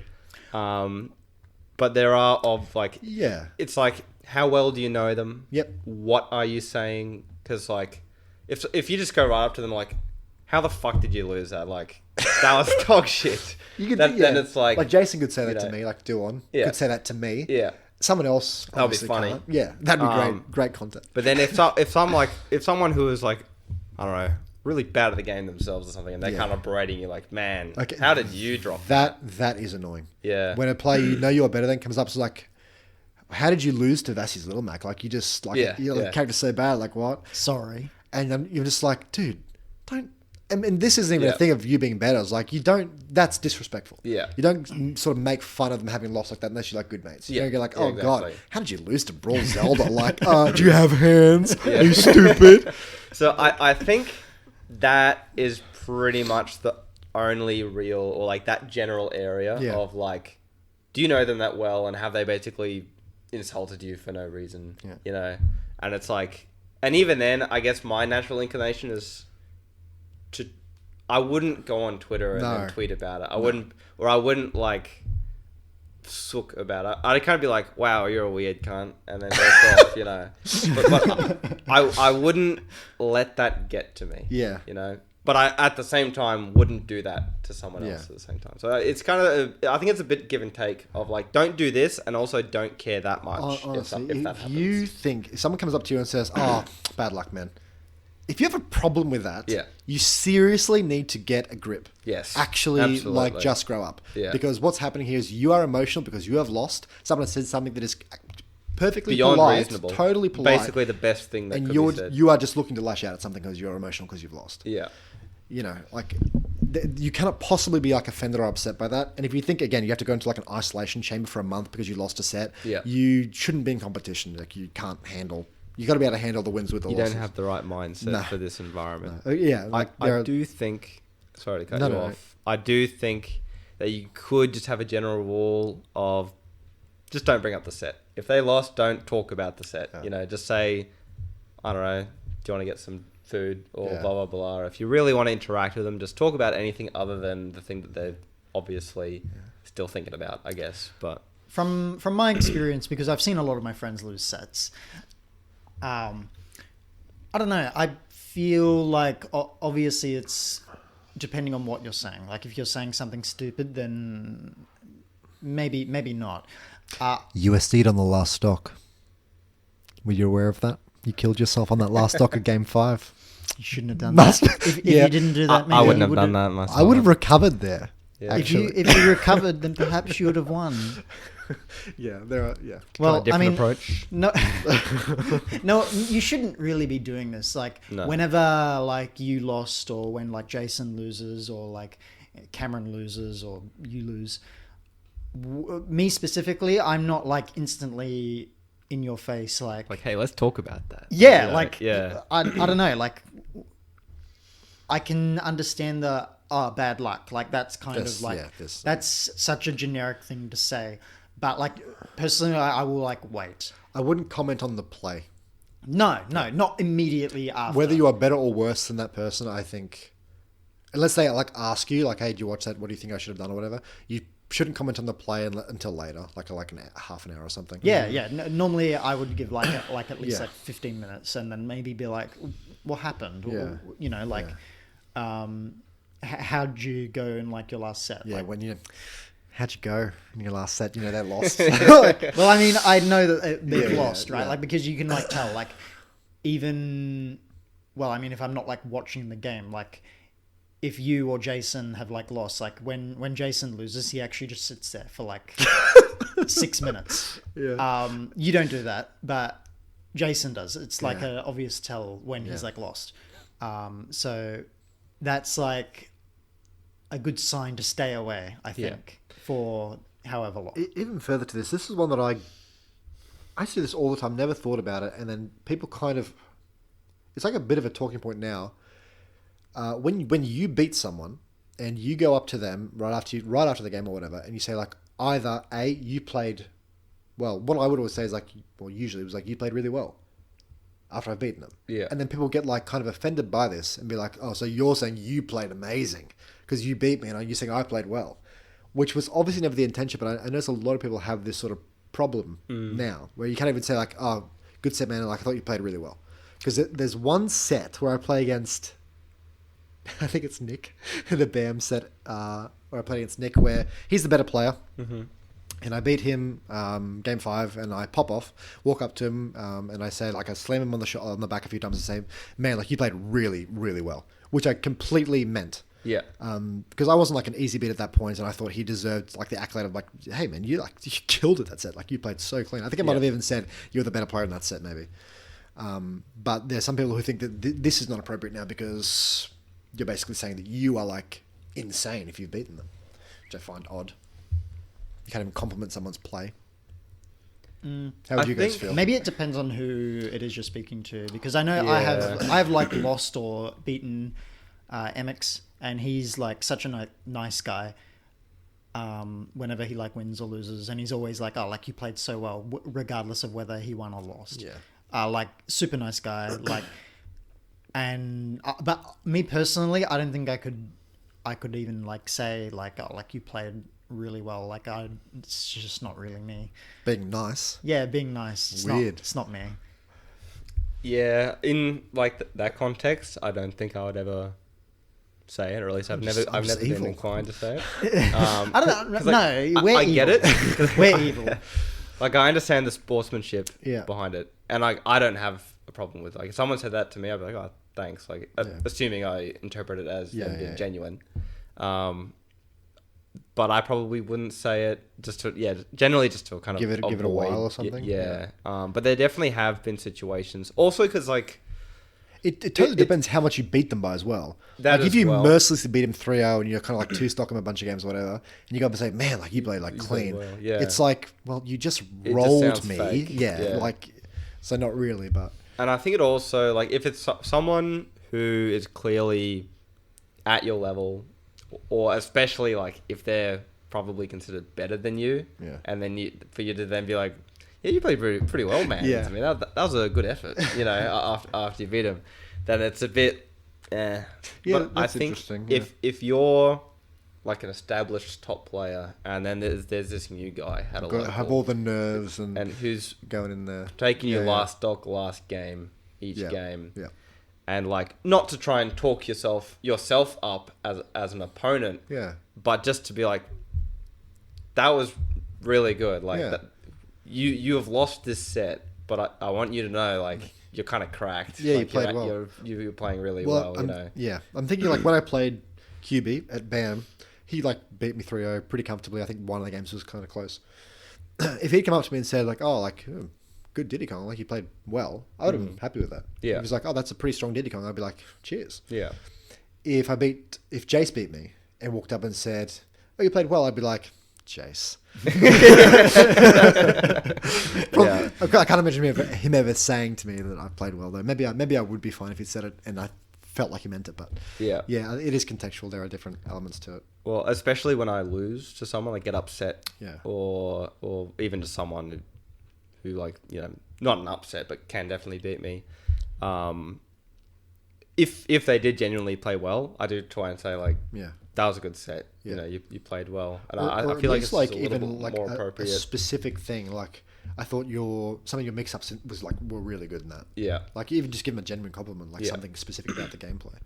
So I do think complimenting your opponents Yeah. should be done more. 'Cause It a lot of should people be. they just don't. And don't people say when they anything. lose as well, like let's say I get upset by a player who's weaker than me, Yeah. and then go on Twitter and complain about rage or the character or something, Yeah. or just sulk out on Twitter, whatever. When that should be like Vasi beats me or something, and or Invisi, and I should just go up to him and be like, "Yeah, you just like I'm gonna like You played to your win I'm condition gonna really play well, better next time I play you. Like I'm gonna learn from that, but you played really well." Yeah. Which Like- people just can't do because I guess it's not like a professional sport. People have like issues. Yeah. Just even giving credit to like other people and stuff. Yeah. I've changed my mind. I've decided that whenever I lose, it's because I've made a really bad mistake. And if you say that, "Oh, you played really well," then it's not genuine. Well, even Well, I think that is how a lot of people take it. yeah. Because I've decided, in the span of like 2 minutes, I've decided that's my Okay, but stance. you play against Jason. You're playing a best of 5 a money match. Okay. You go to game 4, and he's like last stock 50%. So it's kind of close. Yes, it's almost game 5. And and imagine Jason saying he's like, "Oh, you play really well though." Like you're offended by this? I guess it depends on who's saying it then. Yeah. Yeah, because I probably wouldn't be. No, because you expect to lose to Jason. Because I expect to lose, right? But Hinchy says that you're fuming. Hinchy says that I've got the Wii remote and the nunchuck out and I'm ready to strangle him. Yeah. Yeah. I think, just as a general rule, it should probably only be said if you lose, Yeah. and be like, yeah, that was a good set. Like, I mean, like at least when I played against Kameme in America, and then we beat him, and then he turns to me and is like, "You're a very strong player," and I'm like, "All right, that was kind of sick." That's good humility to lose know. a set, especially when you're like a big dog and you get upset by some Australian to turn to them and say you're like really good. Yeah. That's a really cool. Most Yeah. people would not do that. Most like No. players will just totally sulk out, freak out, Yeah. whatever, Yeah. have a whinge, instantly start johnning or whatever. So Yeah. that's pretty cool from him to have done that. But I don't think I never was like over the top. I'm not going to have a pools match annihilate someone then say like, "Oh, you played That was really well." tough. Yeah. Yeah. But it might be like, "Oh, how long have you been playing for?" "Oh, 5 months." That's pretty good, man. That's good. Like if you Yeah. keep coming to tournaments, you'll be pretty strong after a while. Like that's pretty good starting point for you. Stuff like I that. think I've like said this Yeah. kind of stuff before. Like There's always something like- in Smash 4, like I would play Yeah. against like Classic Jono, and I think I played against Classic Jono in like his first or like second tournament. And I was like, "How long have you been playing for?" Like, Yeah. I mean, you have like the potential to be like really good. Yeah. Yeah. And yeah, like that was like, I think if you have social awareness and you're actually being genuine in what you're saying, it's usually gonna be fine. yeah. Provided the person you're saying it to is not just like a really offendable Insane. which some smashes, a lot of smashes are. Yeah. There are some smashers that are, but I think most people I think they're are able reasonable to. enough. Most of the top players in Australia are pretty good. Like I don't think like Ghost or Nick or whatever Because we don't take ourselves too seriously. I feel like if Nick loses, you can honestly just go up to him and like laugh at him. And Yeah. you wouldn't, but you could. You could. Um, This whole topic even reminds me a lot about giving advice as well, like in Yes. friendlies and Yep, that kind yep, of thing. yep. Where some people, because again, if it depends how you go about it, what Yeah. exactly you're saying, but God, your spacing is dog shit. Yeah, exactly. Fix that. Yeah, you know. But some people are like, oh, this move, this is like basically your best move in the game. Like you want to spam that neutral or I mean, whatever. ultimate players have negative fundamentals, so That is true. maybe don't take any advice that any ultimate player gives you. If they give you some advice, just do the opposite. Maybe that's the correct But play. some people get really like uptight about it. Like, Yeah. oh wow, they're insulting me through giving me advice because they think I suck or something. Yeah. It's like, no, like we're all here to improve. We're here to Yeah. learn about the game. So I want to help you with that. Yeah. So it's easiest to say like, hey, do you mind if I give you some advice Yeah. through these games? And that should Well, pretty much be a There are all these 100% different like solution. levels of friendlies. We've all had the friendlies where we're playing like Link and Zelda. yeah. And you're both just like autopiloting or just being stupid for the sake of it. And you're just Yeah. like, nobody gives a shit. And we've also had the friendly sessions where you sit down with someone for like an hour playing like a rotation or something. And you are like and you are trying in those friendlies. Yeah. And clearly the aim there is to like improve. And I don't think you should even need to ask. Like you should actually be just discussing during the game what is happening. What's happening You in should the be game, like, yeah. oh, that was like really, I really like that mix up. That was like really strong. Oh, that's like a bad option. I think better there is like fall air dodge or something. Yeah. Yeah. That should be like But just analysing what the you're set doing as it's mid game happening. as it's Yeah. happening, and then the game ends and you have like a brief chat, like a 20-second chat about it. Yeah. And then go into the next friendly. That's how your That's like as friendly productive as- sessions. yeah. How they should look. I think. I've definitely done that. I've like Yeah. played against like people in even recently in Ultimate at like FNS and been like, wow, that was a dog shit option. Don't do that again. Yeah. Yeah. Yes, etiquette in Smash is always pretty interesting because we have a lot of offendable people. Yeah. But moving on from that, I thought it'd be nice to talk about the 3 Australian players who have gone over to France. So I think we have Sriks, Jdizzle, and RaZe. RaZe. Yeah. Strong lineup. Is he playing Pit or Dark Pit? Pit. I think it's like, I don't want to be too. Yeah, it's one of the two. He like plays one of them most of the time. I think it's Pit. Oh, but he does like I thought play he them plays both. Link more often. Oh, well, I was going to say like Pit most of the time, Oh, and yeah. then Dark Pit depending Okay, on the right, matchup, yeah. and then he also has Link. I've seen a lot of the Which- Link lately. I think Yeah, he the more Link so might be- plays the Link. Okay. A bit more consistent, And I guess. does or anyone something know like who that. the best player in France is? Anyone have any idea? Gluttony. Gluttony. Gluttony, right? Yeah. Yeah. No idea about the rest of them. Not really too sure, or- but I'm pretty sure that they are a relatively strong region. Yeah, and Yeah. well, they should be if they're playing Well, against France Gluto. is the strongest region in Europe. They have a bunch of. I'm kind of blanking on a bunch, but they have Leon, Brawl Leon. Oh, Brawl Leon. He He's still back. plays. He's back. Crack. Yeah. Oh, he's back. God, he must be Yeah. kind of old. Must be like nearly 30. Oh, yeah. Or Probably 30, more just than straight 30. up 30. Maybe, Yeah. They have Homika, who is a Rosalina player. He does. He's kind of like 18th in France, but 13th in Europe, kind of player. That's Just 'cause he weird. does really Yeah, well yeah. out of state. Okay. I think they have like State. out of Yeah, country.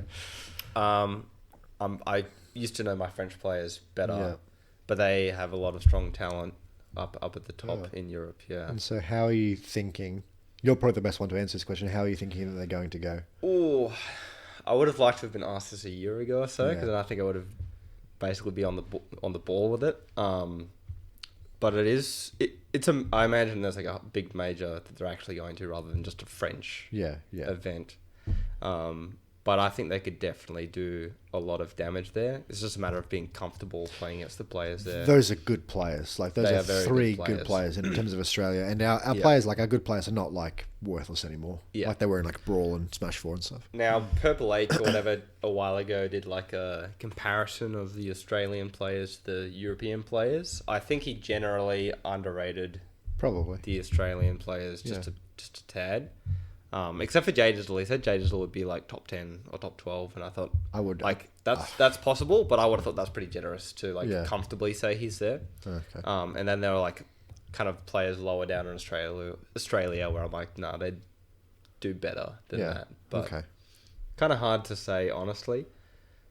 I would be surprised if any of them top 8'd the the major. Well, it's I don't know who's going. If it's only like mainly French and like Germans and maybe British, maybe. It would how be many Americans and Japanese are going. Yeah, they have been getting more Americans and Japanese players. Well, then that's going to in make it general. hard. Yeah. I don't know if any are at that event, but basically it's Germany, France, and the Netherlands are the three strong regions. So Mr. I would probably go. He's probably there, but he's like number 6 or something in Netherlands at the moment. Like, I mean, how do we compare like Japan to like Europe? Because Nia Turner came over here and like. well, Japan is definitely better than Europe. Okay. Yeah, Europe. Right. So it's like if you Because had a Nia rough, Turner's like 9th or something, right? I'm not or sure like what he is 15th? right now. I think he's like better than what he's ranked in Japan because he like Okay. for whatever reason. Right. But you kind of have like Japan and America, then you have Mexico, Canada. That's kind of your top 4, and then immediately after that you have like Germany, France, Netherlands. Well, really like France, Netherlands, Germany, probably in that order. Could be some Spanish players there, maybe. Spain is good. They're the 4th strongest region in Europe, and then Britain probably after that. So like Australia, in my opinion, would slot in either where Spain or Britain is. Yeah. We're definitely behind the top 3, but we're pretty equivalent to Spain, I Yeah. want to say. I would. It's a long time ago, but based on what I knew about, like even the Smash 4 scene, I think we were pretty comparable with Britain. Yeah. At that So I would consider us better than Britain now. Yeah. Okay. Yeah, where Britain was probably just a little bit ahead of us because they had like Ixis, they Yeah. had the Luigi, they had. I played Ixis at Genesis. Yeah, he was very strong. He was strong. Yeah. Yeah. Yeah, it's going to be really good to see. We might even on our YouTube channel maybe get some sets up and have some analysis done of that. That'd be good. I think I wouldn't be surprised if one of them top 8'd. But it's totally dependent on who's coming. Like if you have like the strongest players from like all of them. Yeah, I'm assuming a completely stacked. Yeah, like totally. All like, of them are there. All of Europe are there. Then Yeah. you're probably right. Probably not. Yeah, but if there's a few people missing, then I think you could get like Sriks and Jdizzle in the top 8. Yeah. Yeah. RaZe might be able to do some damage as That well guy's because he's cracked. not only is he really good, but like, who plays against Link anyway? Like this character is not very Well, common. I don't think There's young Link is that common either, relatively speaking. There's a very good. So there's Super Semi in Netherlands. Yeah. He's a top 10 Europe player, Young Link. Then you have, I'm blanking on names, but there's a really good French Link who's done damage in the US. Okay.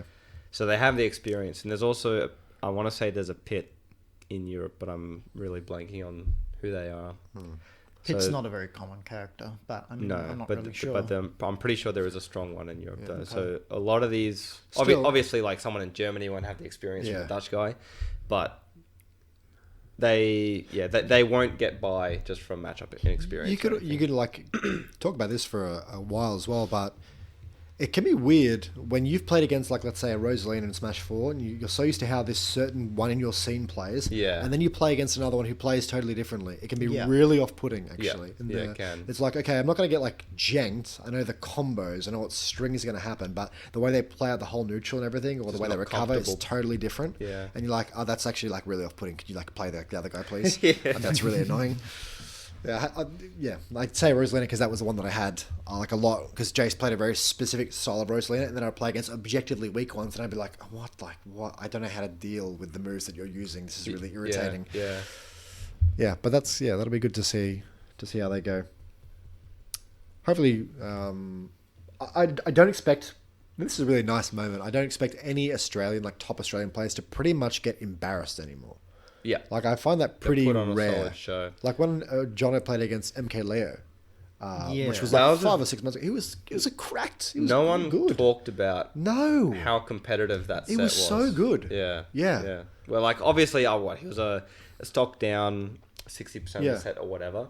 But more importantly, like the control and the pacing of the set was always competitive. Yeah, it was never, he Leia didn't was never look running away like with it. gapped. And Yeah. you think if they play like 100 sets, which obviously they're never going to do, but you're like, Yeah. he probably takes a few. Yeah. Yeah. Like, it was a good, really good showing, I thought. Yeah. And yeah, I thought underspoken about as well. When is the European tournament happening? Because they're over there now, aren't what's they? this day? Yeah, they got there like a day or two ago. Okay, because this Honestly, it could even be happening like Could be now. right now Well, / in a couple hours because Yeah, it would be. England's it'd 9 be- hours behind us. Yeah, yeah. I guess this will be like our kind of like prediction because this won't go live until a while after the tournament. Yeah, I mean, we'll probably have an episode done reviewing it before this one even goes live. Probably something we can do. Yeah. Next week, really. Yeah, it could be next week. Yeah, well, without knowing who's going, I can't say that someone will top 8, but I expect them all to do well. One of them will probably get like kind of low, like 33rd or something, and the other two will do like maybe like top 17 or something. Yeah. Could see it. Yeah. But I don't think any of them will get embarrassed. No. All those 3 players are very, very good. The only other one who you had mentioned, which Ben spoke to me about a bit earlier today, was like Didi, who you'd kind of want over there. Yeah, Didi would have been fantastic to have. Just mentioning Didi as well, because Didi's like the only player where I'm watching him and he goes down like 0-2 and I'm not like concerned. I don't think he can like just not win the set or something. The adaptation that this guy has, and I guess his comfort in his ability or being down 0-2 is like actually insane. Mm-hmm. He's come down from like deficit so often, or even just in individual games. Like if it's in his last stock, you're just like, it's not like he's just not. Yeah. He was in like a little bit of a slump for a little while, a few months ago, but then he seems to have gotten out of that slump and then started to do like really, really well, which is not surprising, really. Yeah. I wouldn't say anyone, because he was like a threat in Smash 4 as well. Yeah. But I don't know. I have no idea where I was going with this.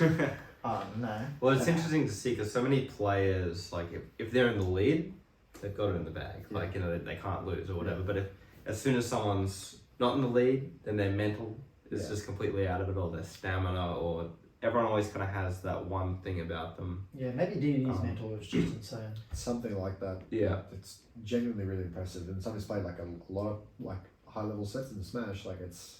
Yeah. There are players who you get up 2-0 against or something, or even just ahead in a game, and you're just like, I will win from here. Yeah. And it's not overconfidence. You just like you just know, like you're gonna win from it. Whereas Zidio, I feel like even as a spectator, I'm never thinking like, oh yeah, he's shot. He's done. Like, he's done. Yeah. Even if it gets like 2 shots, you're like, yeah, watch the next game though. Like he's a bit cracked. If I'm up like 2-0 against Jace, I'm like, does Jace have? Is he gonna beat me 3 games in a row? Like probably not. Honestly, like maybe he has the ability to, but I would always be very comfortable if I'm up 2-0 against Jace. Yeah. If I'm up against someone like Didi, I never got up 2-0 against Didi, but I know that I'd be being like, it's not over. He's still totally capable of winning the set from here. So, sort of to touch on that in regards to Didi, very impressive that he can do that.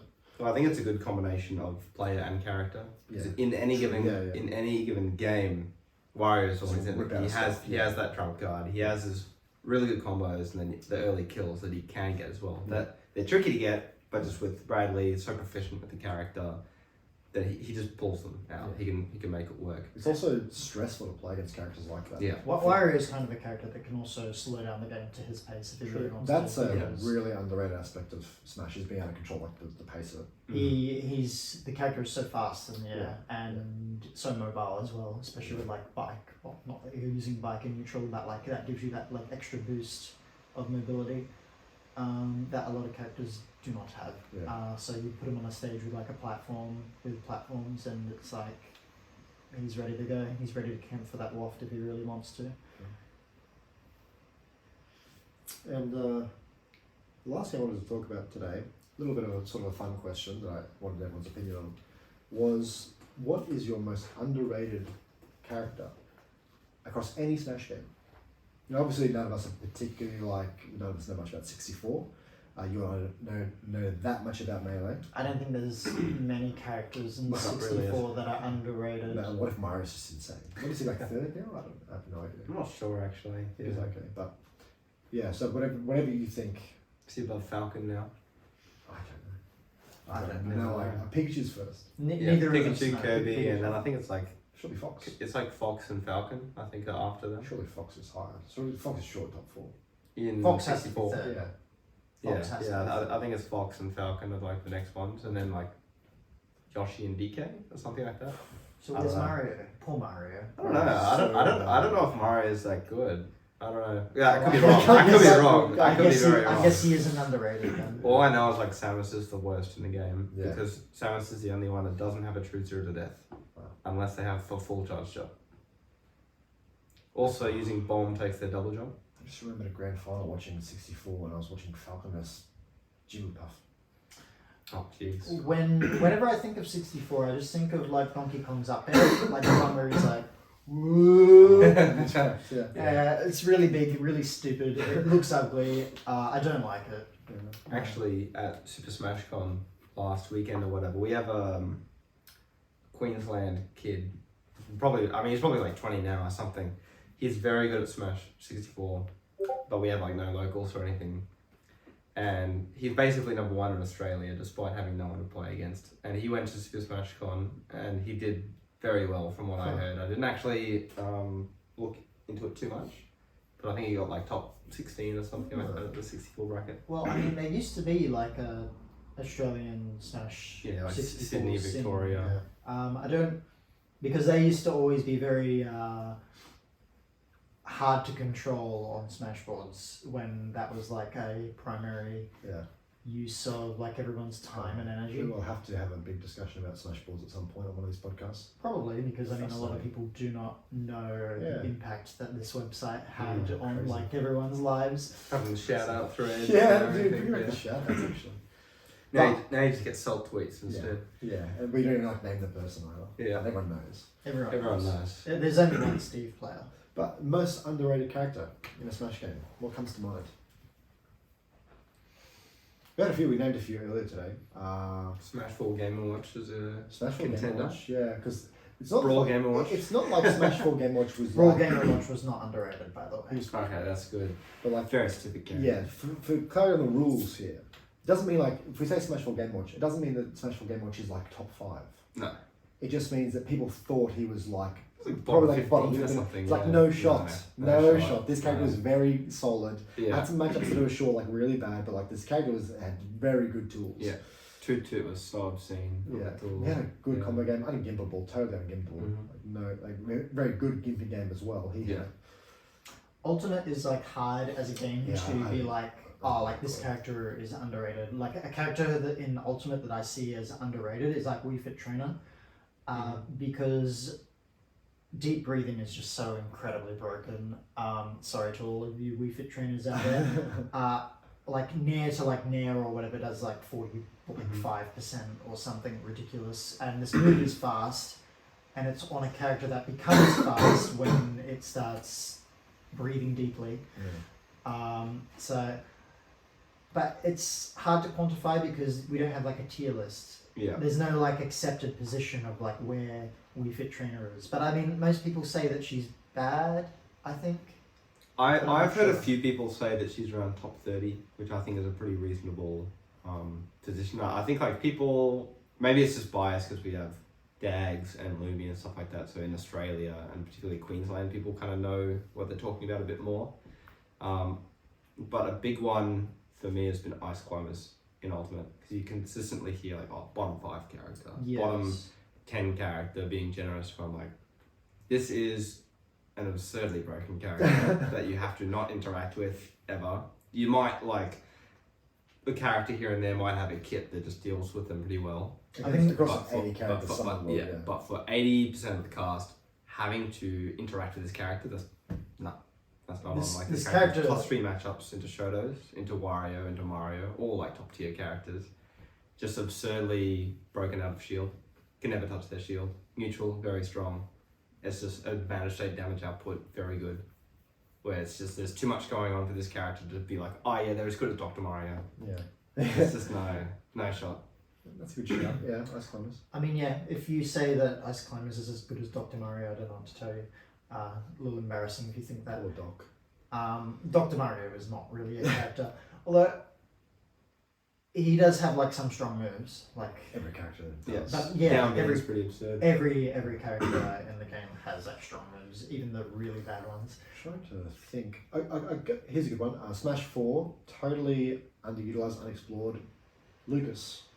Character was very solid, had some really ridiculous things it could do with its combo game and the grabs. Like that grab, God, that tether grab when it was buffed was just absurd. Yeah. And when they got really like good at their combos and stuff like that, the thing was crazy. And its neutral was fine, it wasn't insane, but like it was serviceable. It was okay. If you got grabbed, you would take either like a lot of damage or die. Yeah. He had Because the Japanese Lucases in particular, doing a lot with them. Yeah, and I think a lot of people said like probably like nobody just even thought about this character, like bottom 15 or 20 or something. Like nobody gave a hoot about it. But yeah, that character was very solid. Probably like bottom of high or something. Like pretty good. Probably character. like just as good, if not better than this. Yeah, by the end of probably the game. well, Yeah, that character's like- better than this, right? Yeah, Sure. Yeah, More I complete, would say more it's solid better than than this. Yeah. Like better recovery, better combos. Ultimately, it was just a skill floor versus skill ceiling because Yeah. Ness's skill floor is just so It's bulk with the unbelievably up air and so Yeah. unbelievably low. Like this character just has absolutely no entry level to it because it's really pick up and play Yeah. compared to Lucas, where you have to actually kind of like learn a lot more intricacies. the footstools and the jab What blocks and happens the as loops. well is that people think they look back on a game in retrospect and they're like, oh, this character wasn't good because look, nobody played it and nobody like did well with it. But then it's like you're not going to get a top tier player playing every character in the game. Yeah. Like there's only so many really good players, Yeah. and most of them are going to go to like the top 5 characters in the game. Rarely they're going to pick like an underutilized mid tier and then make it succeed. Yeah. Like Roy. Yeah, like Roy. Yeah. Roy in Smash 4. Mm. Yeah, this character was Pretty ridiculous. silly This character was character. ridiculous. I said it. There are tweets of me. Go back and look. There are tweets of me and in my Discord messages saying this character was obscene, really silly But visual. people just thought you were stupid. Yeah. You were right there. Yeah, this character was like some of the stuff, like the ways it could kill you like so easily, and it's just ridiculous.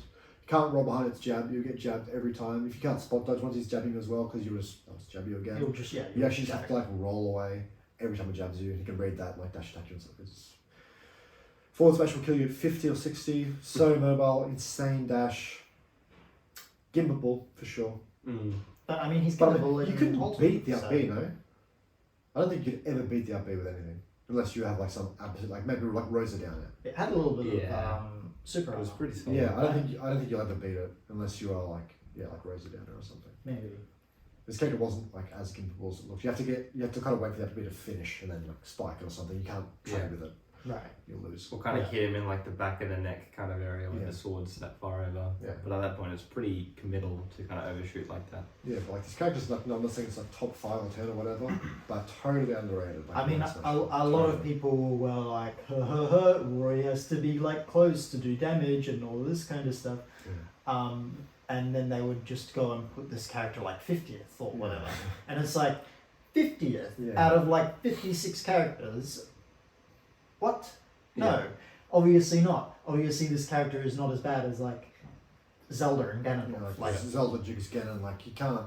There's no way. Even just eye test, like there's no way. There's no shot. Well, even before you saw, well, like Komura Kiri beating Mistake or whoever it was with Roy, like Roy Bayo. Yeah. You saw like a few top players, like Tweak might have even played Roy for a little bit. I don't. I know that there was like one player who like played Roy who was like kind of getting results at the end of I don't Smash remember. 4, Yeah. but I kind of don't remember. Yeah, one of a couple of the top players kind of had like a pocket Roy kind of thing doing damage. I mean, he started to like be played Yeah. at the end of the game Yeah, because I mean, exactly. people kind of realized. Well, the top players anyway started to realize. It totally the Lucina problem as well, because Marth had the tipper and everyone's like, oh, Marth is so good, ergo Lucina's like 30th.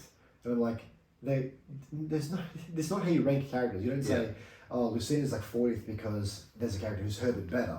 That's not how that, she's still whatever she is. She's still like 14th or 15th. She's still the character she is. strong.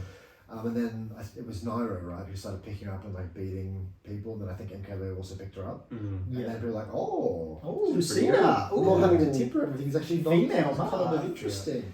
And yeah, you know, so that character was also good, but then people realised that, so we can't really name her. I mean, these characters did get buffed. But before the buffs, Lucina was literally, and I remember this number, like 17 places below Marth. Yeah. And it was like, Mm. what's going on in your mind that you think that this character, who is functionally identical to Marth outside of like, you don't have the tipper, but you instead have like a more like balanced, like, it's not like Roy and Crom even, where like one of them has a significantly worse recovery. Yeah. It's just, Yeah. There's it's no logic to it. it's actually mind blowing. They always have this thing like, oh, yeah, this character is objectively better, like Marth is objectively better than Lucina, therefore, instead of just putting Lucina one spot under Marth or 2 spots under Marth, we're going to drop her 30 places. Yeah. Which is it's just not how tier lists work. It's not how you rank characters. It's just absurd. Like if there was a Diddy clone, like a Bayo clone, who was exactly Bayonetta, but her up tilt was marginally worse. You don't put Bayonetta, this other Bayonetta, like 30th. She'll be the second best character in the game. That's how that works. Yeah. So it's really kind of reminds me of Peach and Daisy in Ultimate, because Peach had new and updated values of turnips, but Daisy did not. And people were kind of just like, how bad's Daisy? Daisy just has like worse turnips. But then you would see people come out with like their Twitter combos, and they would be using Daisy turnips because they had like less knockback. Yeah. And because they had less knockback, they were like way more comboable. Like you were just seeing people getting like 80% combos just with like these turnip combos, crazy turnip combos. But people were just like, like Daisy's just like worse because less knockback. Less knockback equals worse. Yeah. Like, please. Oh my goodness. Another one for this topic would also be Sheik and Brawl. Springs to mind. Sheik and Brawl, yeah. This character was like ranked like bottom like 15th or something, like bottom 15. People had a very low like D tier or something or lower. It was again probably like 20th or 8th. I can't remember how many characters in that game, but she's 38. 36. She's probably like 18 around there, something like bottom I mean, she's like lower than what she should be. Like a strong I character. think she's like 26 or something. Well, having played about 1 hour against her, I'm already done with her. We've been playing a little bit of Brawl. Ben's not too happy about my sheet. Well, she has too many tools. Like you look at Mario in this game. Who's Needle's a but like Mario is definitely like lower than Sheik, so it's not a 1-to-1 comparison. But Mario has borderline no tools. Like there's so little he can do, whereas Sheik has like the 4 tilt strings. Needle camping is really good. Really quite a strong gimping game, although it's just a bit more risky because up B, like you just edge hog against up B. Grab release stuff into up smash. Into Dacus, Dacus on underneath battlefield or smash platform. Yeah, just straight up the best Dacus in the game as well. Yeah, correct. Really hard to do that. Yeah. Well, actually, maybe it's worse than Snakes. Yeah, Snakes is the if best. we're being technical. Yeah, Snakes is the best. Also, Falco's got a really good one, but like I mean, it's at least top 3. Like, there's no actual debating whether it's not top 3 or not, insane. Because it actually just goes across the entire stage. Yeah, her neutral as well is just like, and her reward off hit is so much better than a character like Mario or Luigi or Ness or something. There's no way. And then I can't remember who it was. I remember watching a Japanese Sheik versus like Shogun. Cross? Was it Cross? Might have been. Yeah, I think it was Cross. Playing against like Shogun Snake or something. That's when I was like, that character's like way underutilized because nobody played it. And then I played against Apollos, who was like a top 3 player in the country. Was known initially for his 06 MS, then I think he went to Warrior, and then he picked up like the secondary Sheik right at the end of the game when he was way better than everybody. And some of the stuff he was doing to this character, I was like, bro, like he's beating me like Sheik Meta Knight. And I'm like, dude, that matchup was actually not too bad either for Sheik. Well, I mean, if she ever grabbed Meta Knight died at like 80. In Dacus, So super underrated character. Yeah. We could do a whole topic on all the underrated, like there's quite a lot. Because that's the thing, like there's not always a Zero or a Nairo playing that character. In fact, there almost never is. That's the thing. I mean, like look at Ultimate Zero Suit. Like I'm pretty sure there are literally no Zero Suits anymore. I think he may have dropped. I think he dropped Zero Suit. So there's no Ultimate Zero Suits, even though she's like not better than Smash 4 Zero Suit in a vacuum at least. But like she got her like side B back, where it's like strong. Like it's like a much stronger move than it was in like Smash 4, and like that move was like broken in Brawl as well, right?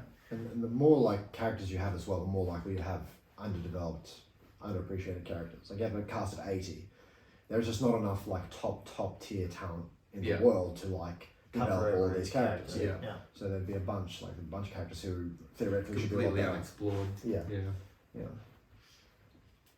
Well, I think that'll just about wrap us up for our first episode as well. I think we covered a fair amount of topics. Any closing remarks from you guys? Nothing in particular, I was going to say. Yeah, I can't think of anything. I think we covered pretty much everything we wanted to. I would say follow us on Twitter, which is at Aristochats. Aristochats. We should get that. It's like a pun. Yeah. Actually, we didn't even like explain. No, we didn't. We didn't explain. Okay, so the Aristochats is like a play on words, really. Because, see, No. we are the Aristochats. We have a Discord that is called the Aristochats, and we are in it. And there are a bunch of other people as well. I'm not going to go and name every prestiged member of the Aristochats. But yeah, so we have named our podcast the Aristochats because it's the Aristochats. And we're chatting. talking, yes. So like, because chatting is like a pretty integral part to being on a podcast. Yeah. So that's why we're here, because we want to like chat about topics that may not always get covered, like Steve being banned. Like that's a topic that nobody's ever. Yeah, no one's ever talked about that. No. So yeah, I just wanted to get that out of the way because I looked at that sign that's we've got on our wall that says the Aristochats. I wonder if that's on camera. Oh, maybe. You never know. Could not be on camera. Anyway, yeah. Follow us there at Aristochats Pod. We have the YouTube channel. I think it's under the same name. I would believe so. And a Gmail under the same name, so you can email us there if you wanted to. You can don't email email us, anymore. tweet us, Professional follow us. Please follow us. Get us on that. Please follow us. Get us on that Twitter algorithm. Yeah. Definitely keen to hear if there's any topics you guys want to talk about, or you feel like it's underexplored in Smash. That's the main thing for me, is like talking about a lot of things that you want to actually have answered, whereas we hear so many like the same questions and topics. Yeah. We want to talk Learning about new that things people, about Smash, yeah. the Australian community, that kind of thing. Mentalities of players or the history New or whatever. perspectives you normally wouldn't hear. We want to talk about things that people don't really want to talk about. Like we're like happy to talk about these things because it's not like we have the ability to talk about these things. Yeah. We also want to talk to people that not a lot of people would consider talking about, like brawl vets and stuff. So if you have any like ideas people for they people, don't even know exist. Really. yeah, like if you have any ideas for people who you would like really want to see on the Aristochats, and you think that would be a good guest, then let us know. Tweet at us, email us, whatever. Get in touch. Yeah. But outside of that, I hope you enjoyed the podcast, and talk to you again very soon. Signing off, the Aristochats. Cue the ending music, I guess. Goodbye. Goodbye.